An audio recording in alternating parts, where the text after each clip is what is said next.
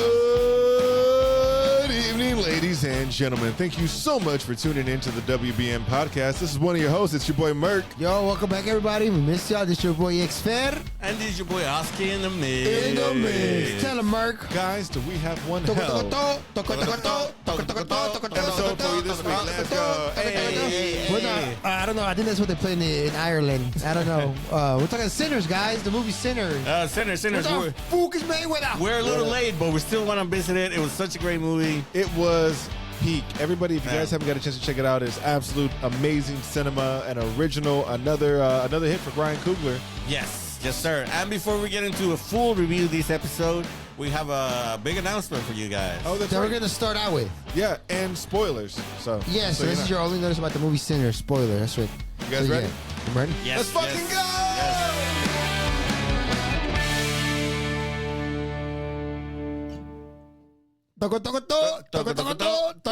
Hey, welcome back, everybody. Guys, as we promised. We're so lame. As we On promised. cue, buddy, on cue. We promised, we're going to start with the big surprise. Usually we hold that at the end, but we're going to start right meow. Right, The big announcement. All right, guys. So what we got? Start it out, Tico. Yo boys are back for Comic Palooza 2025. That's right, ladies and gentlemen. Back. They done messed up and let us back again. They let us back for 2025.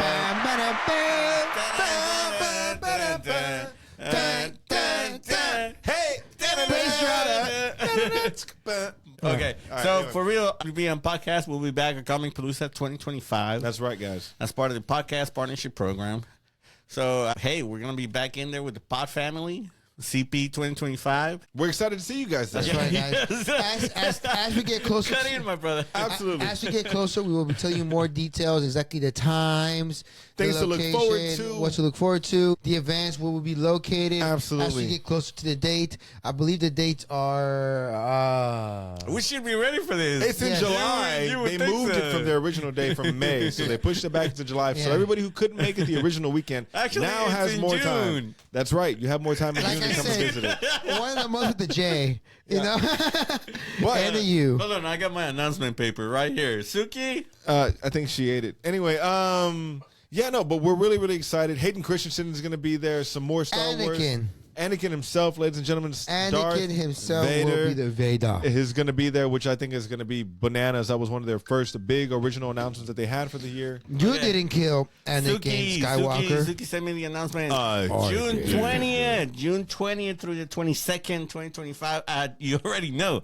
What is it, Merc? The Where is George R. Brown Brown Convention Center. That's right, guys. In the big Houston, convention center Texas. in downtown Houston. There's been a few announcements, but the big one that I'm excited for is Hayden Christensen, Anakin Skywalker himself. I'm going bananas like your mom does on me, bro. I'm more of his other movies. I'm more of a Takers fan. I'm a jumper guy. A looper. Jumper kind of guy. Looper. Jumper. I was there. Actually, Jumper was my shit, bro. I love Jumper. He I was thought it being was a hunted. great He was original. being hunted by Samuel L. Jackson. I'm still waiting for the sequel. It's Mace Windu hunting Anakin Skywalker down after he turned Heartbreaker. The plot twist is that his mom was also a Jedi. What? You She haven't was. seen You Jumper? didn't remember Jumper? No, bro. Was she also a jumper as well? Yeah. No, she also was part of the Empire. Dun, dun, Yeah, Samuel L. Jackson was. There's too many goddamn jumpers in this goddamn plane. You know, I can't do a Samuel Jackson joke, but you know what I'm getting. And that's why that motherfucker has a This purple motherfucking, lightsaber. yeah, it's what it should be. That motherfucker himself, bro. That's what the H stands for. But yeah, I mean, J. they also got Samuel L. The L. Oh, from the Star Wars universe, they also got Boba Fett and Jango Fett. Oh. The one and the same. One of the Ladies and gentlemen. because he's like, "Hey, Boba Fett's gonna be No, there." I get it, I look get at it. the actor. I was like, "That's not Boba Fett. That's Jango Fett." And you're like, For, oh, wait, there's more. For us Star Wars rebels, Rex. Rex. You get what I'm saying? You have to be a Star Wars rebel to know that. It turns out it's one and the same. They're all the Yes. same clone. Yes. Get it? Okay. Okay, and since we're on that, We will have a topic about either Jango Fett actors. was the original. Jango Fett wasn't a clone, though. no. Jango Fett will falls in that topic about actors that stay in the country. And that's going to be my blinker segue into, speaking of two people that can play an actor. Oh! You know what I want to see, or you know what I'd like to talk about? This little slide of mine. He played more than one character. I'm gonna let it shine, let it shine, let it shine, let it shine. That was the end of the movie, but let's start the beginning. Guys, that was actually good. Thank you. Appreciate it. I like that. Yeah. Yeah, it was amazing. Ryan Coogler does it again, ladies and gentlemen, with another fucking hit. Original concept for a vampire movie. You know what? I love the world building in the movie. Like, before we even get into the storyline, just the world building, like all that stuff that he puts in it, you can almost tell, like, hey, this could connect to a whole nother story. Or this could be a whole nother movie. And part of me thinks he got that from working in Marvel. Part of me thinks he got that from working Black Panther. Or maybe he's already a great director and he could do world building on his story. But the world building that we saw in Black Panther and Wakanda Forever, and now we see it in a whole original universe, is like, man. No, it's peak, dog. I agree with you 1,000%. I think that was heavily influenced from Marvel as far in the sense of what's going to happen next. You know, he opened up a whole world, and he did it within, 2 hours, bro. He did an amazing job of it. And like I said, the fact that, obviously, again, like we already said, heavily spoilers in this thing for you. Jumping straight for the secret ending, it's like in the 90s, it ends there. Dog, you could pick up a whole nother movie there. Yeah. You know, I'm like, dog, literally, if the Marvel's like, all right, bro, this is where Blade's going to pick up. Sinners is going to be the prequel. All right, we'll give you the prequel. Blade's going to pick up. Fuck it. We're going straight for it. And if they, and look, would you be mad? Blade in a nightclub in the 90s? I was expecting Blade to show up the whole time. Right? And guess what? I'm not mad, bro. If I saw it, I would watch it, bro. Yeah. Like that'd be cool because like the owner of that club in Blade is Homeboy. Yeah. He could have been like, he's the owner of the club. You know what I'm saying? Yeah, that's when it starts. That's fucking well. Sinners was a Marvel movie all along. Dog, I'm telling you. And guess what? Because it's just one word, Sinner. It's cool, just like all it Blade. takes is Marvel to write that check, bro. You know?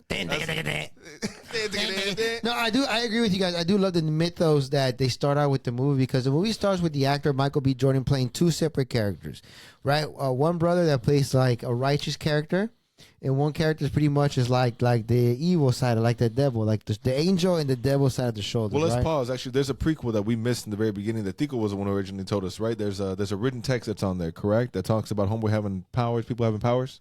Oh yeah, there's a small intro at the beginning, because I guess you guys showed up to the movie. We missed late, the first 5 minutes, as always. Traffic. That's what we like to blame it on, at least. But we do that on every movie. Every movie, but fucking 30 minutes of trailers is bullshit. Okay, I love movies, but all right. Anyway, I digress. No. I mean, you guys didn't miss anything in the beginning. It does like a little intro, like a little flare where they show that wood carving, and it's kind of like. Throughout history, different cultures have called like a person that could use music to like transcend time and summon spirits or the ancestors. The Irish call it so-and-so. The Choctaw called it firewalkers. And the Gra from West Africa called it, I can't remember. Him. Yeah. But basically, the supernatural power, it's in different cultures where it's a thing. Which I like that they introduced that in the film in the very beginning. You're like, because when it happens later on in the film, you're like, oh, this is just some trippy shit that you're showing. You're like, no. He's really doing it. He's really transcending he time has that power in those moments. Yeah. But okay, now going back to the beginning of the film. Yes, we showed up at the part where... Yeah, so Michael B. Jordan plays two characters at the same time. Two brothers. He plays twins. Twin brothers, right? Which I thought he did phenomenally. Literally, they're cousins. They cousins. And you know what? Like, you can distinguish the acting in regards to what Mark is saying in regards to the acting style, because you can distinguish one actor that in the movie plays the role of an Irish lower mob member and the other brother that plays for the Italian member. And as Atiko pointed out during... Oski, my name now. Oski pointed out, you can tell by the clothing style. The only thing I could notice was the colors. One color was blue. The obvious, they had blue hat, the blue shirt. Right. So that can entail good. And then the other brother, and I'm gonna take red accents. I'm gonna let Oski take over here in regards to the style, but in regards to the color, you can tell he was dressing all red. Then right then there, before I laid off, I did the observation that one brother. it's pretty much like a trained trickster, or pretty much the future antagonist of what could be the mythos of the novel. Because throughout the scenes that he represents, you can see him tempting people. One character, our favorite character, Dale to Slim. I fucking love the name. He tells you, I'm good. I have a everyday paying job, which is enough for a drunk like me, but it's sarcasm that he can buy a beer or two, get that buzz, and go to sleep. So he's good to go because he doesn't overwhelm himself with excess. But this is where that one character comes in the red suit, which is what he tempts. He tempts not only him, he tempts characters, but they both do it. Both characters are pretty much sinners. They both work for the mob. And one that goes back to his old past tempts that his old love to come work with him. So in a way, they both brothers, but one in particular is very good at tempting people. That's the one that you're talking about in regards to the one that worked for the Italian mob. Oh yeah, because you can see it. That's Smoke, right? Smoke, yeah, Smoke. No. Because Stacks, I thought was the other one. Stack was actually the one that worked for the Italian mob. Oh, okay. Stack in the red. Yeah. He has the red fedora. His suit is got the lower cut, kind of more silk suit with the lower cut. That was clean. What is he? He had the 3 button? Two lower button. And just a very Italian style of the 1930s. Bro, when you said that made so much sense, but it was nice, man. I'm not gonna lie, that combo was. And then you look at Smoke, and he's got I don't know what that type of hat's called that comes forward. Fedora? Not the fedora. No, it's not fedora. Oh, I know what you're talking about. Yeah, the old timey hats. It's like a French looking bun, or some shit like that. So the old timey hats, same thing from the 1930s, but his suit is tweed. And he's got the upper, like the higher cut with the 3-button, 4-button jacket. Very Irish, very working man suit. So he was the one that probably had ties to the Irish mob. And I'm talking about the world building. If you go to Spotify, to the Sinner Spotify, and you go to the description, there's like screenshots of newspaper clippings. Yeah, the Easter eggs they put in there. And in the newspaper clippings, it talks about tensions between the Italian and the Irish mob are flaring up after a gang war.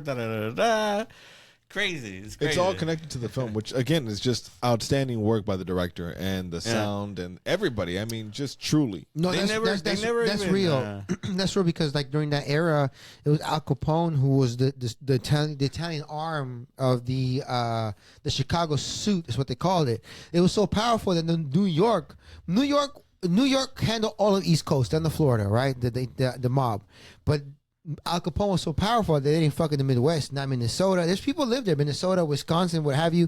But then the Irish also live there. Now, Irish is so powerful, they put the president in power. John F. Kennedy. That's because, his daddy was, that's what they were billionaires for a reason. That's why the John F. Kennedys, they're like, why are y'all so rich in the first place? Well, his daddy was a bootlegger.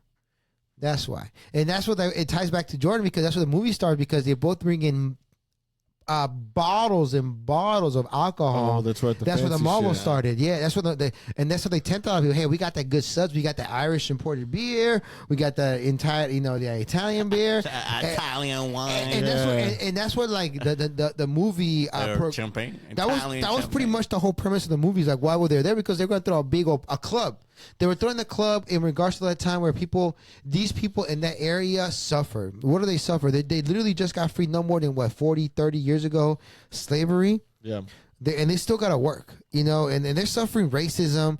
They're suffering the worst kind of discrimination. Some of them can't find jobs. Imagine them having like 8 kids and like because of racism, they can't find a single job. Like, how are they going to feed these kids? So, times are stressful. So and the worst part is like, there's no solution. It's like, you got to in a sober manner, face the reality of how harsh America is. And then here come these 2 devil charmers with alcohol. Like, you're going to have a great time. It's going to be mad bitches out in the party. You ain't lying. And you got a point. And it's like, what about music? It's like, we got the legendary Delton Slim and my cousin. What was his name? I forgot his fucking name. Preacher Boy. Preacher Boy. That's right. They call him Preacher Boy because my daddy's preacher. The bass in that motherfucker's voice was obscene, dog. Yeah. Sammy's voice was... Ain't no rest for the wicked. I was like, damn. That's crazy. Going back 2 steps, they do mention in the movie that the boys were in Chicago working for Al Capone.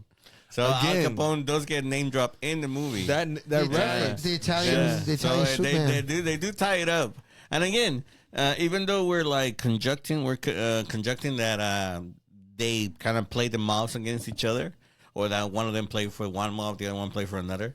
They don't even go into it in the movie. They never actually explain it. No, you're just supposed to figure it out the way that we when did. one of the girls guesses it, and it's like, you guys are in trouble. You guys are gonna be, you guys are gonna have, hell to pay. You got some debts to pay. Yeah. Yeah, because they were saying like once they figured out that it was you that had this whole beef, like you mentioned earlier, the beef. In theory, it was Michael B, the twin brothers, that started the whole like fighting in order to rob them from the alcohol. But we don't know.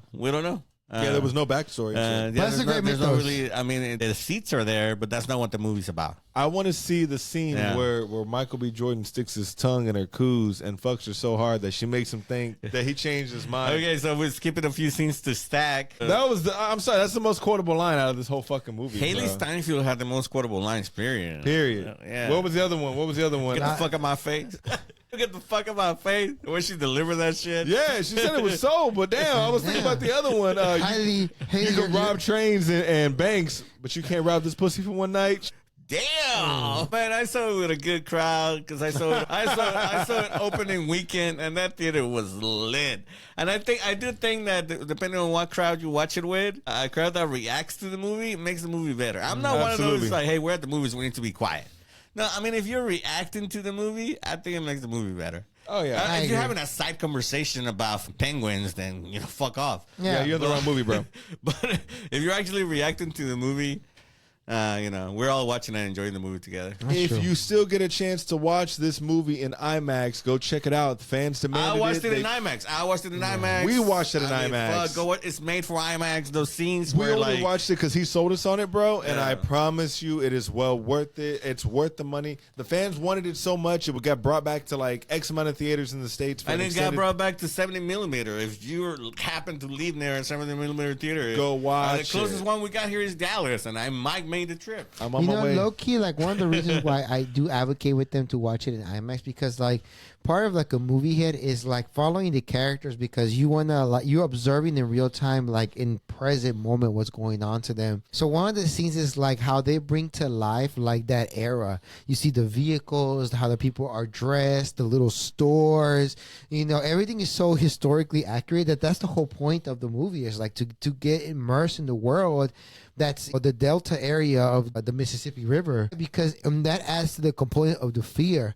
Because moving forward with the antagonist of the movie, he literally drops in like no more than the idea of like the Lucifer jumping from fallen angel, and you see him. That's how he jumps inside the scene with smoke. And then just like that, he's begging for pleading, like, hey, have mercy on me, right? Let me in. Just like the devil, he's taking advantage of the mercy of those vulnerable. It's nothing more than the devil saying, hey, you're supposed to be good to those who are prosecuted, right? No, he tempted them also with gold, though. Remember? No, exactly. I was about to say, it was also he used their own prejudice against them. Absolutely, absolutely. Chased by these Indians, by the Choctaw, and that adds to the like Tico mentioned around to the world building, because I would love to see like a movie about the Choctaw like centuries before hunting motherfuckers. They're hunting the vampire. In fact, I'll tell you, movie part 1 is damn like earlier before colonialism, hunting werewolves, and the sequel. And the sequel is this one. Damn, I'm running. Hit me MGM. I want a Sinners multi-universe. That's Ryan Coogler, bro. Yeah. And part 3, Sinners cinematic universe. And part 3, y'all ready? Y'all ready for this, bro? Y'all ready? Blade. Damn it, me too. I got you. Yeah. Sorry, that was great, dog. I fucking love it. Stuff. No, well, he brought werewolves in, so I'm like, okay, maybe this could be some kind of underworld prequel.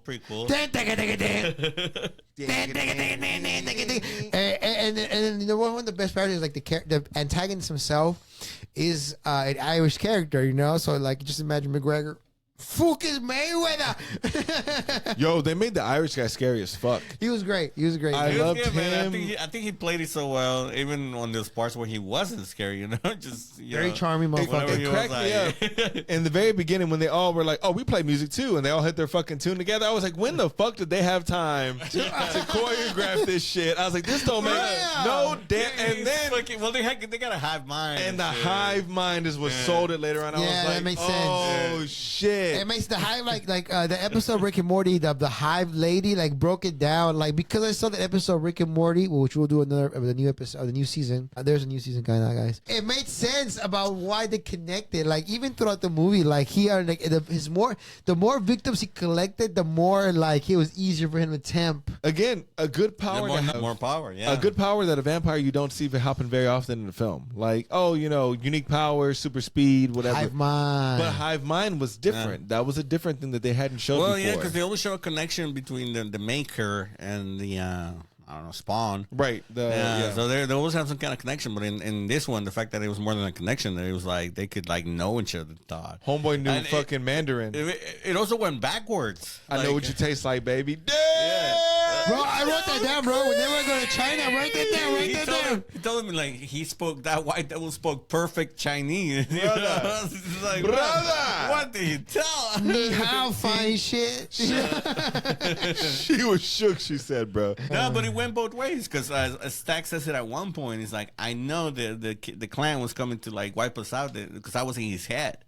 And because he was in his maker's head, he also knew the thoughts of the other clan members. It's not necessarily that he was like they're all hive mind. It's just like it's a two-way street between him and the maker. Interesting. Yeah. I didn't even pay attention to that. That's a good point, though. No. That's what he was trying to bounce. Yeah. No. That's whenever he's trying to get Smoke to come back out. It's like, I know he's telling the truth because I know what he's thinking. It's trippy, bro. Remember he tells him like that? I forgot about it. Yeah, it's That's a good scene, point. man. That's a good point. They kind of explain that power. It's pretty cool. No, okay, you're right. I remember now. Yeah. Going back to the Shock Doll. A prequel with werewolves, that'll be fun. That'd be tight, right? I would watch the fuck out of that. That is one of the newspaper articles in the in that screenshot of newspaper articles. One is of a ship from Ireland with a bunch of blood and bodies, but some bodies missing. And the article is dated in 1911. So that means that Remick has been in America since 1911. How long has he been hunted, or how long has he been like living a bloodshed? And that's another one that you could definitely add that to like the prequel as well of him like being a victim in Ireland and he being chased by the Catholic Church because he's Irish. Yeah, I would love to watch it. Him escaping to the U.S. Him because it makes sense like he's being the victim of Irish descent because the Irish were very much discriminated through centuries by the English, And today there's two Ireland. There's Northern Ireland that belongs to the UK, and then there's Ireland itself. And if you go by saying, let's say if you are physically in Northern Ireland, and you're saying this is Ireland, you may be saying some like terrorist stuff in the eyes of a British citizen. Because they are, and that's how deep the colonialism is. And it made total sense that he was like the antagonist in the film because of that deep root of racism, all kinds of them. Like they've been started out by the British themselves, discrimination. They can't even find jobs and stuff, even though just because of the accent, because of the language. They had an Irish language. It's been removed. That's why you hear such a thick Irish accent. All these concepts, it made sense of there's a certain scenes where the protagonist of the film prays to God and he mocks him, saying that me too. Because the Irish had their own religion, kind of like, us Hispanics had their own religion, but then, here comes a hand like it means nothing. He's mocking it, that it means nothing, but surely it saves him. Yeah. Yeah. I mean, it's cool. And he mentions it whenever they're at the door with the brothers. He's like, he kind of sells that pitch. I've experienced that kind of like, oppression too. Because that's what, hey, are you a clan member? He doesn't say boy. He doesn't say that. He says, sir. He says, sir. The reaction is hilarious. sir. Sir, that's And there's like a moment of like confusion because the other two are clan members. So like, he's gonna be like, sir. That's how smart this demon was, because his response wasn't a typical racist of the area. It wasn't diminutive. It was respectful, as it should be. Yeah. So I mean, yeah, because he kind of drops hints how old he is, but he is like centuries old. So the oppression that he's talking about is whenever Ireland was being conquered by like the Roman Catholics or something. Yeah, man, it has to be super old. So we're talking about when Ireland was still like had pagan or folklore of their own. Oh, yeah. So that was when Catholicism was first introduced to Ireland. To Ireland, So yeah. that'd be a good prequel.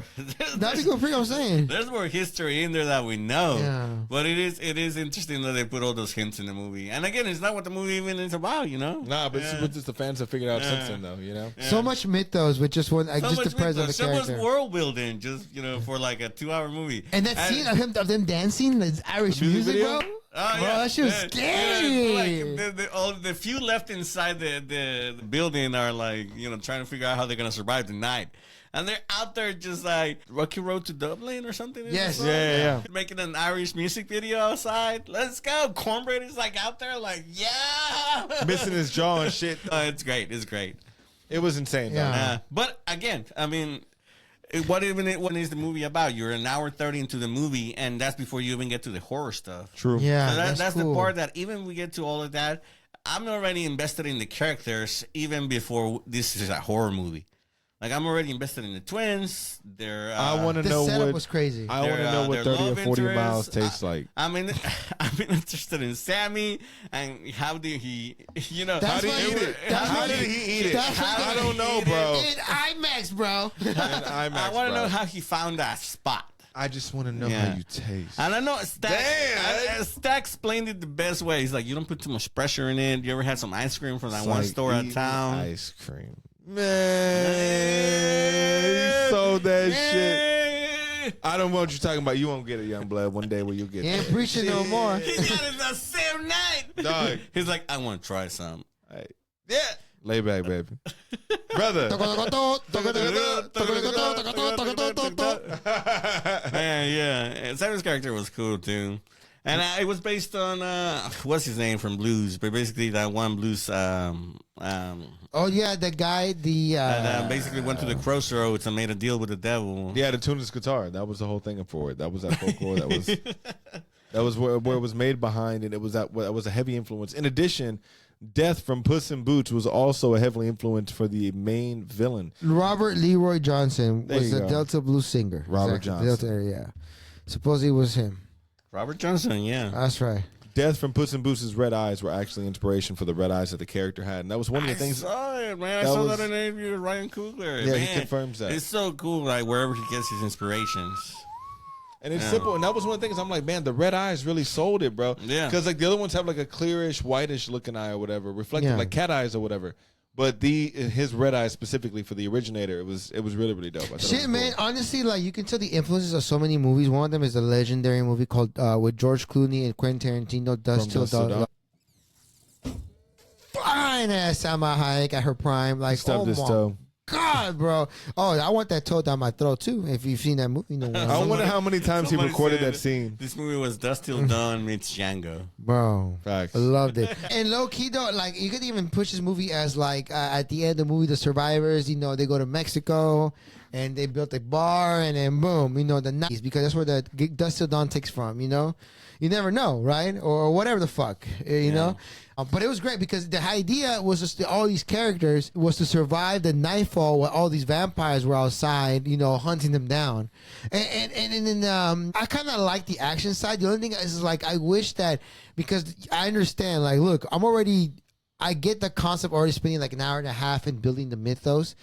But if I'm gonna in the action side of the movie seeing like 30 people die, like where do these 30 people show up, bro? They were there. They were there. A lot of people bring that up in social media, but especially if you saw it on IMAX, they're off to the sides. They're in the That's what you background, need the bro. IMAX for to see like, oh, okay, they were there, If you I watch just it- wasn't paying attention over here. If you watch it on Screen X, where the screens surround you, Screen X is specifically where it was meant for, bro.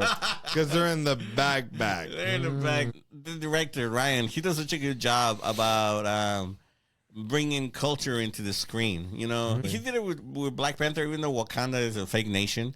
He still brought so much culture into it. And then with Wakanda Forever, he did it for not his own culture, but Mayan culture. Yeah. And in this one, of course, it's about the African American, the Mississippi Delta. But he also brought in some Irish culture into it, more than he needed to, really. Yeah, absolutely. Yeah, because we're talking about the experience in the Mississippi Delta. You know, they were free. They weren't slaves anymore, but technically they still worked for the plantation, and they had no way to actually get out. They weren't even being paid U.S. dollars. They were being paid in funny money from the plantation. Damn, that's so fucked up. I hate that. So fucked up. They specifically say the wooden nickels. The wooden nickels were a thing. They were like wood nickels, and like I mean. They're in today. You can see them like a museum or something, but some people still have like wood nickels. That's disgusting. That's crazy, you know. There was no way for them to escape the plantation because they weren't making any real money. Yeah, and they show it like, hey man, you know, how much is this beer? You know, 10 cents. Like, damn, I only got a nickel, and like these wooden nickels as well. And they're like, you know, you can buy like toilet paper or something. The plantation store. And it's crazy, yeah. And that's the worst part. But that's the whole part that they show that historical events, man. And our historical events. I guess that's one of the reasons why they show that, because that's where blues, I imagine, arrives from, which is the hymns of kinfolk singing slavery songs during their labor hours, which developed to blues, which I imagine is what it is showing. That scene, it become rock and roll. Well, no, I'm sorry, I take that back. It became jazz. And then jazz, it became rock and roll. And then from rock and roll, it became, what today know, hip hop. But there's that scene. There's that magical scene where the main character, Robert Johnson's playing his guitar. Sammy. The preacher boy, I'm sorry. And because of his, like at the beginning of the movie, like you mentioned, all these cultures appear in all cultures, because that includes the characters from China. Yes, because they're there. It also brings in like a Chinese like dancer. Yeah. And because Haley's there, it brings in like a ballerina or something. A ballerina, yeah. Like because there's different people in the building. It also brings their cultures, their spirits from past and present. You know, it's funny because that scene could have been kind of I could see how that scene could have gone wrong. I could see how that scene could have been goofy, but no, it wasn't. It was very surreal. It was a surreal experience, and it just worked. It did. It was shot so well, and you got it. You understood it. And again, I think that pretense is the prequel, or what was it before the actual film started? It was like a little prologue. The prologue before the prologue before the actual film really mattered. And like I said, if we missed that, I was like, oh, this is really cool. It was done very well, but I didn't know that was a real thing. And then once you found out, you're like, oh shit, that was really cool. Yeah, like Sammy has some real. I mean, in this world, in the Sinners universe, he has some real power. Yes, there were two things I wanted to talk about before we talk about like the secret final ending of Sammy looking up, a preacher boy looking up. The one thing I wanted to say was the justifiable crash out. Who has a justifiable more crash out? Peter Quill, whenever he finds out Gamora died, or the Asian chick whenever she was like, "Come in, you motherfuckers!" I was like, and you know what? Like, I think I want to say the Asian lady, because you're right. Because like a big part of the movie was the idea of the name sinners, because the characters that we focus on in the movie, they all in this way are sinners, you know?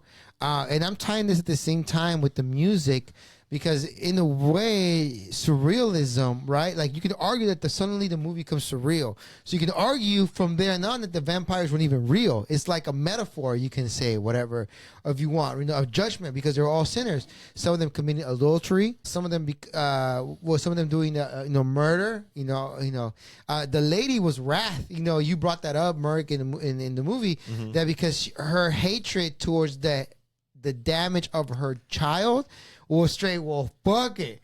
You can hear two grenades on the same bridge. Right behind her. Yeah, dead ass, yeah. Just saying, bro. That's how she went out, bro. She crashed out. She only killed one. Her husband only. That was it. Speaking about the grenades, we're going to have an episode on Wing Girls. That's going to be a fun episode. Wait for that episode. That would have been my spirit out there if I was there. No, but the character of the Chinese couple, man, very interesting for them to be in the movie. Like you're talking about, she's wrought, and I think she did have a badly crash out. I think there's a very badly crash out. He's like, hey, if you don't let us in, we're gonna go get your daughter. And they had the information on the daughter because from the husband. The husband, I forgot his name, but the husband. He was turned. The male clerk. Yes, clerk. Yes, I agree. And I would say the only correct answer is that she has the more justifiable reason. Peter Quills was lame in comparison, dog. Yeah. Like, don't get me wrong. I get the woman that you died. She was died, so but- ready to go. She had she was lighting up Molotov cocktails. Come on, man, you motherfucker. She was like, let's go. She asked everybody, sister. She said, come in, you motherfucker. You know what I'm saying? Nah, bro. She was she was ready. I bet you that in Spanish. I bet you that was an awesome sub. Ándale, puto. Again, really cool that they did the research on the history, because in this time in the Mississippi Delta, Chinese migrants that came in and set up shop filled a very specific need, because the black people couldn't go into the white stores and they couldn't set up stores of their own. So where did they shop? Well, Chinese stores started popping up that filled that need. And you could see whenever the camera follows her across the road. Yeah, I get that number 2. Fried is rice. Come egg roll. Hell yeah. She is able to cross the street. She's able to go into their other storefront on the white side of the street. Oh, yeah. And that's what that's supposed to show you, that they're able, because they're white passing, or, you know what I mean? Right. That they could go onto the other side of the street, unlike, the rest of the... Interesting. I didn't even pay attention to that. That's a good fact. That's a good tidbit. Yeah, they got Xiangqi, not checkers. Yeah. Xiangqi is called elephant chess, which is Chinese chess. So I'm trying to say like chess, not checkers. So Qiangji, So not checkers. They feel that need, and they had 2 storefronts, and they made money on one side and on the other. Bro, that's geez, like they've done this for decades, bro. Like they my benefited God. from it, from both sides, yeah. But it also made them part of the community. Bro, Like, the moment they they opened, they were invited to the juke joint. Yeah. bro, the moment We they need a opened a sign. Chinese We need some restaurant catfish. in a Mexican community in the 40s, bro, they became billionaires. Yeah. It was great. It was great because I know for Sean and putting I his money like, in I his like the way pocket. they even have that negotiation. It's like, well, it's gonna cost you. Yeah. How much is the sign? For a big one, little one, this much. And that's, remember, he was ready to pay for it. She was like, all we got is blue paint. Oh, she's like, we only got one color. What color is it? Blue? Red. No, yeah, red. Shit, you know. $14. Yeah, $14.50. All right. 18. All right, cool. $14.50. $14.50. How much and was made that? some flowers. And all right, That's deal. like $1,400 for them back in the day, because it has to be. Has to be. If they're talking dollars, bro, yeah, in my mind, it had to be big money. Like 140, no, like $1,400. Yeah, bro, because if somebody's dropping $1, you were getting groceries for the whole family. You know, I'm assuming. Like, no, yeah, because they were saying like this one, because they were. Well, They explain imagine out- about the beer. The beer is 10 cents.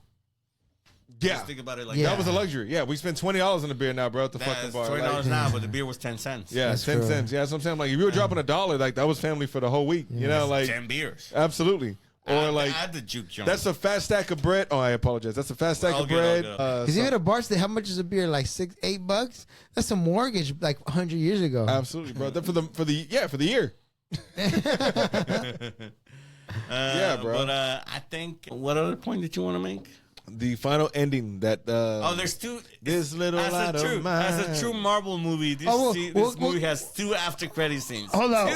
Hold on, we'll get there. Hold on, we'll get there. So pretty much at the end, right? The demon himself is welcome per se. It walks and creates chaos, My right? argument is that he's not a demon. He's a vampire, but he's Oh, not, the vampire. he's I not do a apologize. demon. Um, I mean, we could make the metaphor that he's a demon, but he is not a demon. That's my argument. Before we get there, the fight between Michael B. Jordan and his twin brother. Oh, that was a Just great smoke fucking and fight. stack. Yeah. Yes, and I think that was very. One, I want to take it back to what Merck said about his acting skills, which is like again, Michael B. Jordan. Like in my head, there's 2 people. You know, It was. I mean, he's a Man, good Yeah, actor. he plays it so well. Somebody said that it really was meant to be 2 people, and Chadwick Boseman was supposed to play Smoke. Yeah, somebody said Chadwick Boseman was supposed to play Smoke, and you could see it. You could see him playing the better character there, and that's why that line, "We cousins," would have meant so much more. damn, brother. That Baby, the night doesn't mean to make it slow. All the stars are closer. All the stars are closer. And at the end, when he says that was the last time that we see the sun with my brother. Baby, the night cut to doesn't Black mean Panther at the let me end. know. All the stars are closer. All the stars are closer. You know that scene at the Yes, when the sun rises. Yes, absolutely. I love it. No, it was beautiful. Stop. That was beautiful. Which leads to the end, like of the part where like the vampire himself is like, doing like very, and this is very like blasphemous and scary, but it pretty much is like the ending, the climax of the movie where he has Preacher Boy by the neck and he tells him like, hey, your magic power, if I consume you, I can summon all the people that I lost, because he has the ability. I can summon like my Irish ancestors. He wants to use Sammy like to work for him, basically. Yeah, right? Yeah. And pretty much it was that's key. Like he can't turn him because then he would lose that. Oh, so he was keeping like yeah, like a pet. That's like key. Slave. Yeah. I think that's key. Again, that's more guessing. We're again guessing. We're making connections. Yeah, but I think it was key that he couldn't turn him. He wanted Sammy. Yeah, because if he wanted to, he could have. But he couldn't. Yeah, he wanted Sammy, but he didn't necessarily want to kill him. He just wanted it. Yeah, because at the end, he was just so fucking mad that he was. And even like it's crazy. Like he had like huge ass claws that when he touched him, like he scarred him right here on a fucking spot. And he just started spraying the Our Father prayer. Our Father who art in heaven, hallowed be thy name. Yeah. And like everybody was literally the people that he consumed were literally praying by the riverside. And at the end of the prayer, this is the part where it's called Deus Ex Machina in theater in movie form, Deus Ex Machina. Like suddenly the God appears and like plot ends, but the guitar appears and he bashes him in the head, which is the silver in the guitar that scars him, and then out of nowhere, like a penis is growing out his fucking chest, and it's literally Michael B. Jordan penetrating the fucking vampire. That he somehow. You have to put it like that. I didn't condone on that. He jumped from the rooftop of the fucking thing. 360, 720. Perfect splash. No noise because the other people didn't hear it, apparently. Well, they were so entranced by the prayer. Facts. That's why the prayer, quote unquote, worked. Well, I thought I just imagine him going like a drop, like Olympic one, like no noise water. So you know what? Yeah. No, okay. look. I mean, it's a movie. You're supposed to like suspend some belief. What the fuck is this? What the fuck? Michael B. Jordan says, "Look, my character jumps off the balcony, does a 16 cartwheel, he was a soldier. backflips, single quiet. Perfect. Look, he rolls, nat 20. Oh shit! Nat 20, let's go! Oh my goodness! Another thing about that prayer is like he's mocking it because he has no power on him. And that's supposed to say more about Christianity and how he didn't have it doesn't. I mean, today, yeah, the Irish, are Catholics, but back then they were colonized by that religion, just like Africa was colonized by that religion. But Africa had its own culture, had its own beliefs, and then we have a homegirl. I forgot her name. God, I forgot everybody's name in the movie, but she makes a bag. I forgot what it's called. Hunger with the fat titties. The bag that he gives Smoke. Yeah, a little M bag. Instead with an M. Word was started with a mojo bag? A mojo bag. Yeah, is that what it is? Because he got his mojo. I'll stop anyway. She gives him the mojo bag, and she's like, "That's actually what's been protecting you the whole time." And he calls that shit out. Like in vampire lore, instead of being a cross that stops the vampire, it was actually that mojo bag that stops Stack from biting him when they were fighting on the second roof. I thought it was a silver on his necklace. No, it was the mojo bag. Really? Yeah. Well, again, I'm making an assumption. We don't know. Yeah, because it was a thing that he had in his neck that was a silver. So it was a silver because when he got closer, it did the woo. Yeah, it was the mojo bag because that had real power instead of the religion that was like forced upon them. Interesting. I did think it was how he called it out. He was just like, "Well, why didn't this work for the baby?" And I was like, "Ooh." Which was, but anyways, it does their own beliefs were more powerful than the which is the baby he's talking about, which is the scene where Michael B. Jordan's character Stacks, right? His name Stacks? No. Smoke is the character that calls himself a soldier, like a soldier of God.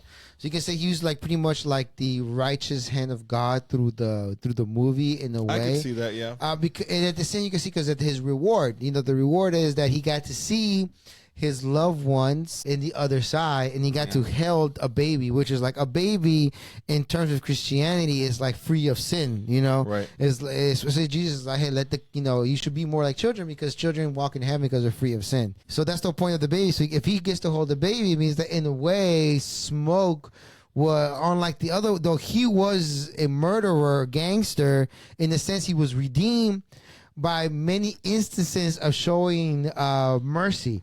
Like I mentioned earlier, he took his own girl's life. That's a specific scene of mercy. Mercy. Yeah. Or I was gonna bring it up simple. I was gonna start first with the wood coins that you were mentioning.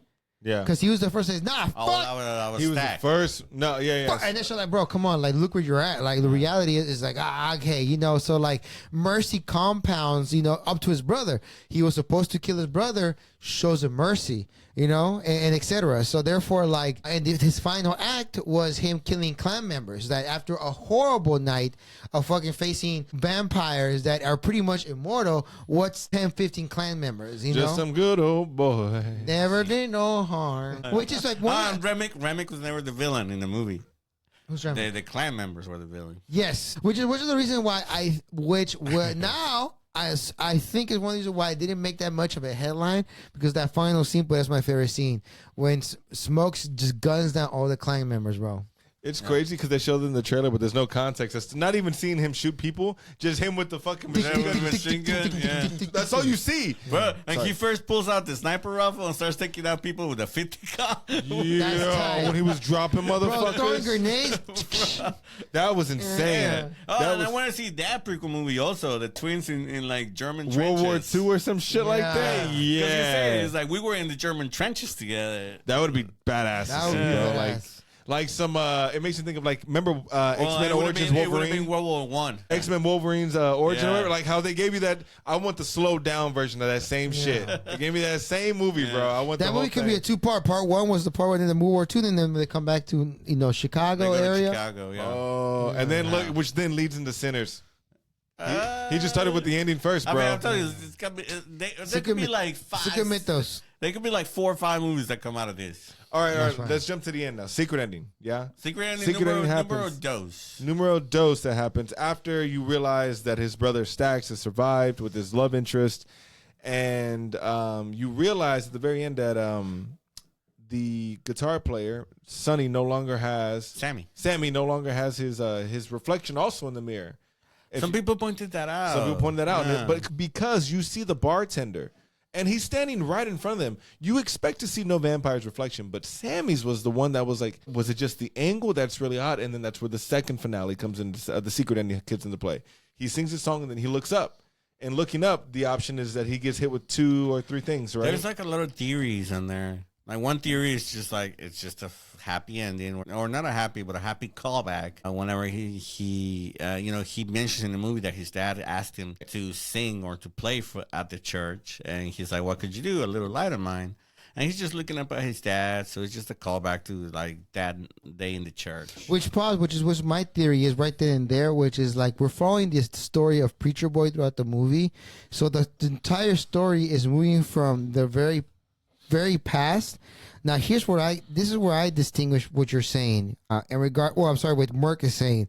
The movie doesn't loop around Preacher Boy's, we're gonna go back in time and see what happened during this time, when he was playing that Little on a Mine. In my head, it progressed to him all the way until death, where you start with the youth of Preacher Boy. You get to the secret ending number 1. He's 90. He just asks him, hey, what was it like? Because he was so curious, because he thought about it. And he's like, well, hey, it's shit because, I miss the people that died and I never get the sunlight. He's like, fuck that. And now, secret ending numero 2, Sam, he died. He's old. He went to heaven. And therefore, he's youthful again and he made it. Like, the sacrifice of Stacks and Smokes is him in heaven seeing his dad saying, this little light of mine. Like, he preserved the light from the very beginning that they told to preserve. So to me, and move forward for Preacher Boy, the entire movie, where we see him in heaven, in a sense. Okay, so I like that. That's one good theory. No, I mean that's theory number 3. Oh, that's the Remember? third theory. Okay, yeah, that's right. No pause. That's theory number 3. Oh, I'm sorry. No, they didn't. Yeah. Okay, and then we got. That's theory number 3. Theory number 1 is just a happy callback to the. He just looks up and he's like, good stuff. Yeah. The end. And theory number 2. I mean, you can take theory number 2. Theory number 2 is that Sammy is looking up at the devil. He ends up making a deal with the devil at that exact moment in time and sells his soul for him to tune his guitar. And that's why whenever we see him in the film, Stax is so impressed with him. He's just like, oh, you can play the blues now. And he's like, shit, we got some good here, boys. And that's why even when he sees the old man, he's like, he's a kid. What the fuck does he know about the blues? And he's a bad motherfucker when he plays. So He that's did what the deal. He did the deal there. That's why he's a sinner. Correct. Oh, Yeah. I like that. But it's up to you guys. You know, at the end of the day, that's another connection. At the end of the day, So it's cool. It's cool. I think it works. Yeah. And I think a lot of the references are not necessarily to Christianity. So that's why heaven or deal with the devil. I don't lean on those. I lean more on like the other types that they have. Like Smoke didn't go to heaven. He went to go see his ancestors or the people that he had already passed. But Wakanda forever. It wasn't the Christian heaven. It was their own beliefs. They went into the spiritual planes. I get it, bro. It makes sense. So at the end of the day, man, let's rate the movie. Let's wrap this up, y'all. I'm going to give it a hard 7.5 out of 10. Or 75 out of 100. Oscar winner, nominated for Best Movie of the Year. It only loses because of prejudice. But I'm going to give it a 9.5. I'm going to give it a solid 8.5. 8.23. I really enjoyed the film. It's going to probably win Oscar for Best Original Screenplay.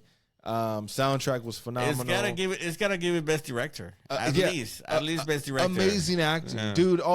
Everything, the acting, the cinematography, the music, the women, music. the characters. We didn't even really go into music, but Ludwig Göransson he does such a good job with his soundtrack, man. This guy doesn't miss. He did the music for Creed, for like Panther 1 and 2. Sounds like his mother. But yeah, so I mean, the way he does the score, and then he does the actual music, and then he looks for this talent is crazy. Suki, you saw the movie. What are your thoughts? Before we go, we're gonna remind everybody that we're gonna be at Comic Palooza 2025. That's right. June 20th, 22nd. Where? That's right, at the George R. Brown Convention Stay Center. tuned for more details, y'all. Hey, well, Suki, we got to get your 2 cents. I want to know what you thought about the film. Oh, no. Ladies and gentlemen, time is up. This has been the WBM Podcast. It's one of your hosts. It's your boy, Merc. Please make sure you guys are following us on all our social medias at WBM_podcast on YouTube, Instagram, Twitter, TikTok, all that jazz. And remember, guys, we should be listening to us in Amazon Podcasts, Stitcher, iHeartRadio, Spotify, Apple Podcasts, all that jazz. And it's your boy Oski in the mix. In the mix. So check out the website, WBMpodcast.com, where you'll find a library of all our episodes, all 100 plus of them. In every episode, you'll find 2 links. One is to support the show. If you like what we do, support the show so we can keep going to more cons. That's right, ladies and gentlemen. And the other link is to send us a text message. Shout out to Danielle this week. Shout out my boy. That's right, ladies and gentlemen. Thank you so much for tuning in. We appreciate you. We love you. And we'll catch you in the next one. Peace.